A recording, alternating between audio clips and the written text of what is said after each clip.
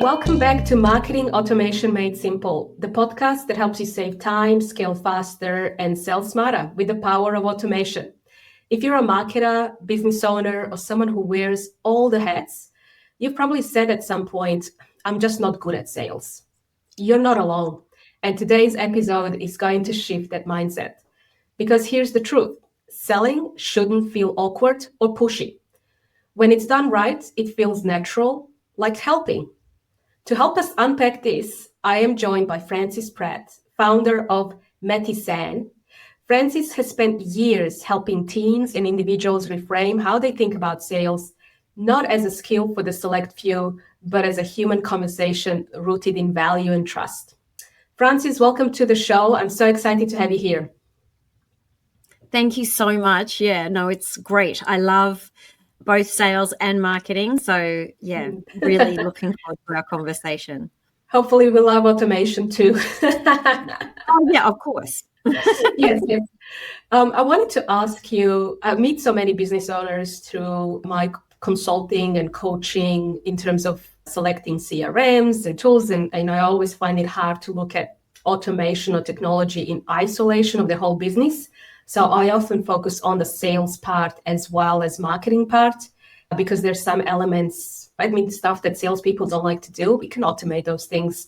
But I do find that a lot of business owners, they are very good at what they do. They're experts, they run their business, they're really great. But when it comes to sales, they feel uncomfortable or they just feel like it's awkward. Why do you think so many people feel uncomfortable selling? Yeah, that's a great starting point. And I feel like people have just got the wrong end of the stick with selling. And that's probably because they've had bad experiences themselves. So we've all had that experience where we've either walked into a shop or onto a car yard and this person has been, you can see the dollar signs in their eyes and you can see them just looking at your wallet and trying to push you into whatever it is that's good for them. And we've all had those experiences. And then in our brain, we think that's what selling is. And so then when we come to sell in our own business, we want to be the opposite of that person. And so what we end up doing is we don't ask, we don't do the vital steps in sales because we don't want to be pushy. But actually what we need to do is change the way we think about selling. Because once we realize that selling is nothing to do with me, it's actually everything to do with the client and their journey. And then my job is to be the guide, the Sherpa, the yellow brick road, and help my client traverse that journey and make a good decision, not for me, but for them. So if I'm selling sales help, then I want my client to understand what it is I can help them with, what does that look like, all of those sort of things. And so it's really client focused. So is this what led you to start Metisan? Yeah, well, I've been selling for nearly 30 years. Can you believe it? I know, right? And I've been running Metisan for nearly 15 years. Wow. So I know, it's crazy, but I've always been really good at selling. And I spent, 17 or so years in IT sales in all different industries for all different companies, selling to all different people. And I really loved it. And then I decided to start my own business, and I actually didn't want to do anything to do with selling. I was over it, right? I'd had enough. But then people kept coming to ask me, hey, Fran, I want to do this and I want to do that. And I thought, okay, well, I'll help because I don't have anything else to do in my company. So, so I ended up really loving it, teaching people how to sell. And then what happened was people would say to me, oh, Fran, you asked the best questions, or you phrased that really beautifully, or, oh, I never, that's the step that I'd been missing. And so instead of just accepting that, I got really curious and I said, well, tell me, why are my questions better? What was it about that introduction that you really loved? And so my clients actually helped me unpack what great selling looks like. And then out of that, I've been able to build a sales training module or modules that help people unpack that for themselves. Perfect. Oh, right. That's an amazing experience, 30 years in sales. And I think everybody, if they're in business, an entrepreneur, this is like a must-have skill in business. But there are so many myths around sales. You would have come across a lot of them. What's the biggest myth about sales you'd like to bust? Oh, okay. So I think the biggest myth that I see is that you have to be an extrovert to be in sales. So many people think that. And it's actually not true. So I've met wonderful, highly introverted, highly analytical people who are awesome salespeople. So when I'm working with people, I encourage them to do two things. One, be yourself. So if you're really nerdy or, you tell funny jokes or you're a bit cheeky or you're loud or you're not loud or whatever it is that you are and whatever you're really good at, lean into that and do that. But the second rule is get over yourself, because sales is one of those disciplines that actually exists in the face of the client. You cannot learn to sell from a book, even though you could buy my book. But in that, I encourage you to go out and try these things in front of your client, because what you're actually looking for in the sales arena or when you're interacting with clients is their reaction. So I might say something a certain way and I get what I call the lean in factor. That point where people go, oh, that's what you're looking for. You're looking for that emotional reaction to what you're saying so that you better understand what it is your clients are buying from you and why. So true. Like, I'm thinking from a marketing perspective, I think the best marketers are also introverts. So even though there are some extroverts, they like to run workshops and webinars, but those, even YouTube, even podcasting for me, I find it's easier to do it as an introvert. I prefer the podcasting video rather than being in front of an audience, still achieving the same kind of outcome, but delivering it in a different way that suits me. Yeah. I know that from a sales perspective, when I meet with business owners, there are kind of two elements. Well, I'm thinking two, but you might tell me more. There's like an outbound sales and there is an inbound sales. Do you think they're very different, that people who do sales in those different functions are different people? Well, they can be, but to me, ultimately, great selling is about honoring the way that comes. The lead comes to you, the person comes to you. So if that's inbound or via referral or something like that, you need to honor that and honor the person who's led them to you. If it's outbound, that takes a slightly different skill set, but that doesn't mean it needs to be a different person. But again, I think we need to honor the work that goes into that, because it's not just throwing spaghetti at a wall. It's actually having that hypothesis about what your problem is, putting that out there, whether that's to an inbound or out, it doesn't really matter in one sense. You've got to say, hey, here's the problem that we solve. Do you have that problem? That's got to be the starting point for all interactions with clients. And then I think one of the things that people think about selling is that once the client said yes to us, we don't need to sell them anymore. And one of the chapters in my book is called Close the Back Door or Shut the Back Door, because so many people forget to sell to their existing clients. And particularly in the services arena, if we forget to sell and remind people of the value over time, then they forget why they're paying for us. And if the only piece of evidence that they get on a monthly basis or weekly basis or whatever it is for you is an invoice, then where's the value?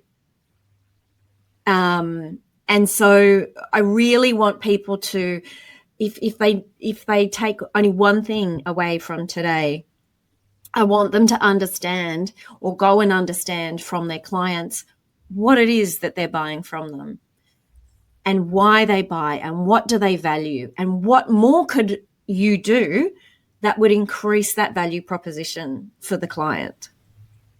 Yeah, I'm just thinking about so many examples, but as a marketer, I also say to my clients about, we invest, or business owners, we invest in a lot of time, energy, money into bringing and acquiring customers, but we often forget about after the sale, what happens after. And that's where I think the power of automation is helping you follow up and nurture with the leads. Absolutely. And existing customers too. Absolutely. And then, setting a rhythm with your clients. So it might be quarterly or 6 monthly or monthly, kind of depending on what it is you're doing, the frequency, and probably the importance of the client. What we forget is that things change. So you might interact with a client, come up with a solution, but in 6 months' time, they could have a different problem, or they could have new information, or you might have done something with someone else that's relevant to them. So to me, I think automation can really help with continuing that conversation so that we don't have to be reactive to a client. Because when a client's made a decision to leave, that's the hardest time to make them stay, right? We should be doing little bits all the time, which is perfect for automation, to reinforce that value proposition and show our clients how much we love them. Mm-hmm. Yes. I'm just thinking about another scenario that's coming to my mind is a client who sells, let's say, data analytics. And they told me they were recruiting for salespeople and looking for a lot of salespeople. And after a month or 2 months, they don't see the outcome of the salesperson, or the salesperson doesn't have the abilities that they expected, which is, let's say, some like to, or in this type of industry, the phone calls might be the best way to reach the decision makers. And then the sales professionals would just lean into what they feel comfortable, which could be email, which is more passive or hiding behind, not talking to the prospects. Do you have any type of suggestions or feedback on that? And is there some particular framework that works well for all sales professionals that you've seen in your 30-year career? First, I want to describe why that happens, what's the problem that exists. And I think that will then help people to understand what the solution looks like. So and part of my consulting work is helping people employ salespeople. And so the way I approach it is, again, to first understand, well, who are they selling to? Because a particular client or type of client or avatar or whatever term you want to put on that requires a different sort of salesperson potentially, maybe with a different background or maybe with a different knowledge set or whatever it is. So first of all, who are the customers? Who do we want more of?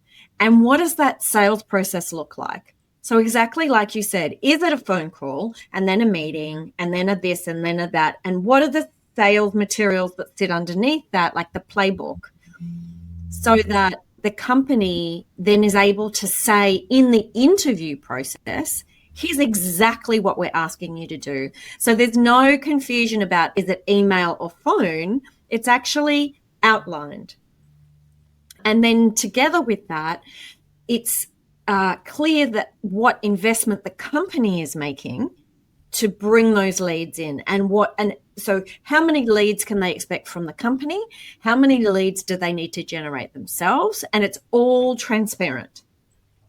And the beauty about doing that in the interview process is that there's nowhere to hide, right? It's clear. This is what we're doing. This is what success looks like. And we've got those parameters in place. But the other side of the coin is that companies can't expect people to be high performing in 1 or 2 months. It's a new business. Even with all of those things in place, it's a brand new business. They've still got to develop relationships, et cetera, et cetera.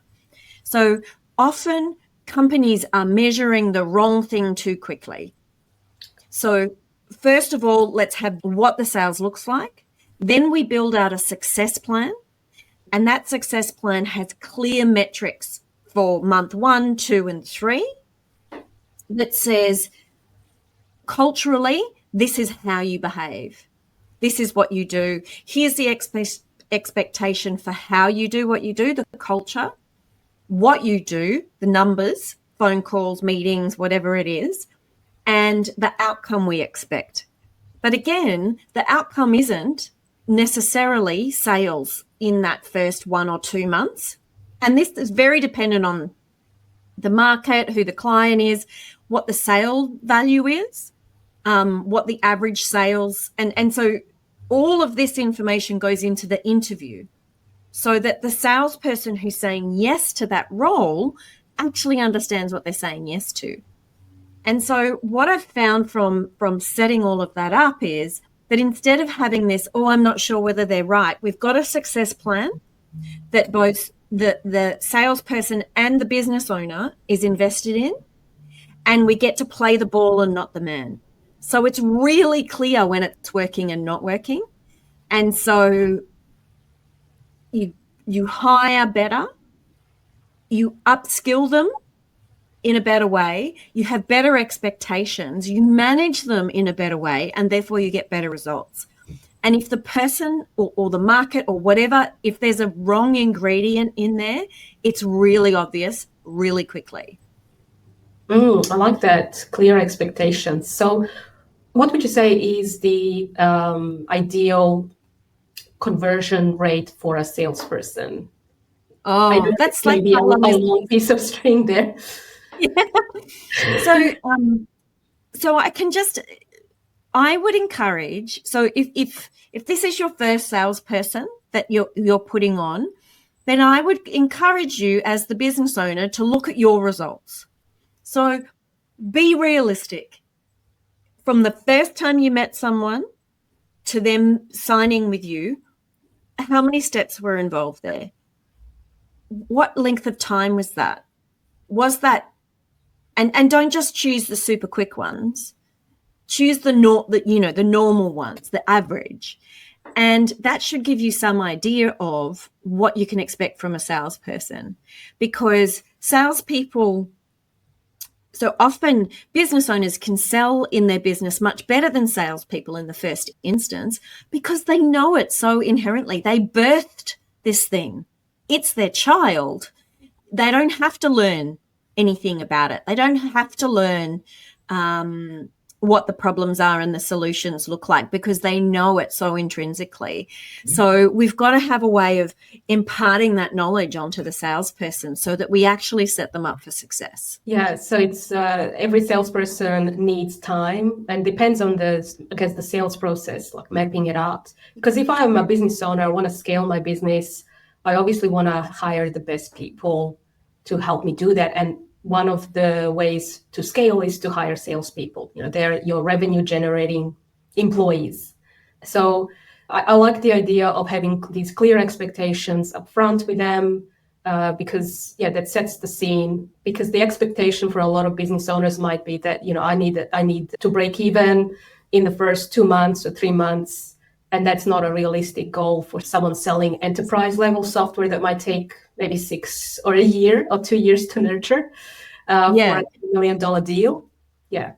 Oh, yeah, absolutely. And so if you can have that knowledge in the front end, then you're better able to manage that person, that salesperson. And that's one of the things that I cover with business owners when I'm working with them is, on one side, I want to know what does success look like? What's your aspiration for this person? Because we absolutely want to get them there. But equally, I want to know, what's your biggest fear? Because often when someone's letting go of the responsibility of selling and handing that over to someone they don't even know, right? There's fear associated with that. But lots of people aren't very honest about that. So here's some of the fears that come up when I'm talking to business owners about that. They're really expensive. I can't trust them. What if they sell something we can't deliver? They're really good at talking. Maybe they've just made up, convinced me that they're good at selling and they're not. So these are the sort of fears that come up around employing a salesperson, particularly when it's your first one. Yes. So what I would encourage you to do is be honest about those fears. And I'll give you an example. I was working with a mortgage broker, and she ended up employing 2 salespeople to really boost her business. And one of the things that she was frightened about was customer service, because she was building her business on referral only, not on any kickback, and fees. And so word of mouth and how she treated each client was critical. And so what we put in place was, when the salespeople started, she actually went along with them, and then randomly, a couple per week, she would call the client, say, how were they? Was there anything, that you would change? Not to spy on them, but just to assure herself that they've got, that right attitude that was critical in her business. So once we know what that fear is, then we can put some control measures around it to mitigate that issue, and also to upskill the salesperson and make sure that they're clear on what's important in this sale. I like that example. I'm just thinking about the book. We haven't mentioned the title of your book. Oh, thank you. It's More Sales, Less Marketing. Oh, More Sales, Less Marketing. Great book title. So let me explain. I think the frustration that I have, not with all marketers, just with some, is that they've really said that selling isn't necessary anymore. All you need to do is marketing. And then on the other side, I've worked with lots of entrepreneurs and people, and they say, oh, I need a website. And I go, no, you don't. When you first start, what you need is paying clients. You need to understand. So you need money, and you need to understand what it is they're buying, because you could be selling, marketing automation, but what they're actually buying is time with their kids, is less headaches, less things falling through the gaps. So once you really understand what people are buying from you and why and how, what's that process look like, then use those insights in your marketing, then write a website that speaks to that. But I think people hide behind marketing. I have to have a business card. I have to have this. No, you don't. You have to have a problem that you think you solve, and you have to go and have a conversation with a potential client, and you have to ask them to buy from you. Because someone who's just interested in your idea is very different to someone who will part with money to solve that problem. And that's the person you need to find. Yes, I agree with you completely. One of the questions I ask in my strategy sessions with clients is, why do customers buy from you? And why did they make this decision? What's so special about your business? And the other side is, I'm advising a startup at the moment where they had an idea, which is a big idea. This could be $1 billion idea. Wow. But they haven't found a paying customer. And I'm suggesting that we need to find strangers who are not related, no family members who are going to say nice Correct. things about the idea. We need to find strangers who will pay. Let's find at least 5 or 10, whether that's through your networks or whether that's through paid advertising we need to validate this idea with a stranger. Absolutely. And who are willing to take the credit card, even if they pay $2 for something. Yes, you're absolutely right. That's imperative in the first days or minutes of your business, because I often say to people, you don't want to make the best cockroach trap in the world and then realize that everyone's got a mouse problem. You know, whatever it is that you're creating has to be crafted around your client. I had another really good example of that. There was some guys who developed a running app for people who traveled. And so you'd go to a new city, you'd put in your location, and it would show you, you know, a 5K, 10K, whatever run for people who like running, not me. And they'd finished it and they were showing people, and every single woman who looked at the apps asked the same question. Is that lit at nighttime? And was that in their app? No, it wasn't. So did they put that in their app? Yes, they did. So this is why customer feedback and getting their insights is so imperative. And it's the whole thing about a minimum viable product and the agile methodology, right? Is that client interaction. And there's a massive difference between someone who is interested, going, oh, well, that's a nice idea, and someone who's invested, which means that they'll part with their money. So you don't want people who are interested. You want people who are invested. And they're the ones that we absolutely need. So yes, 100%. That's exactly what I say in my book as well, is take that problem definition that you have, the problem that we solve is, what we've done about that is, and go take it to the streets immediately. First thing. Yes. I know we talked about, marketers being sometimes good, sometimes bad, but how can marketers help sales teams feel more prepared with sales or clients? Oh, I love that. So to me, marketing and selling are sisters. So the marketing team should be able to really have some really good insights into what the customers are buying, the recency. When I've worked with great marketing teams, they've told me trends in what's happening online or what's happening with clients that have really helped me then hone that pitch to the individual client. And so the way I often look at it is that marketing is herding, right? Like getting a certain sort of people down or down and interested in at least knowing about who we are.